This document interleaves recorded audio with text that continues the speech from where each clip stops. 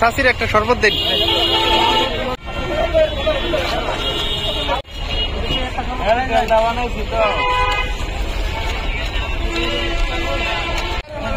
খাইন খাইন। Trishal PB ফাউন্ডেশনের যে একটা ব্যতিক্রমী উদ্যোগ, এটা আপনারা কিভাবে দেখছেন? খুব ভালো।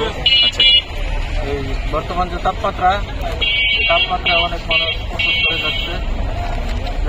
এইখানে সর্বত্র ব্যবস্থা করা হয়েছে, ঠান্ডা পানি রয়েছে। চেয়ারম্যানের সাথে আমি ধন্যবাদ জানাই, সাধুবাদ জানাই। এই কাজটা যেন বলবৎ থাকে, আরো এটা প্রসার করতে। ধন্যবাদ।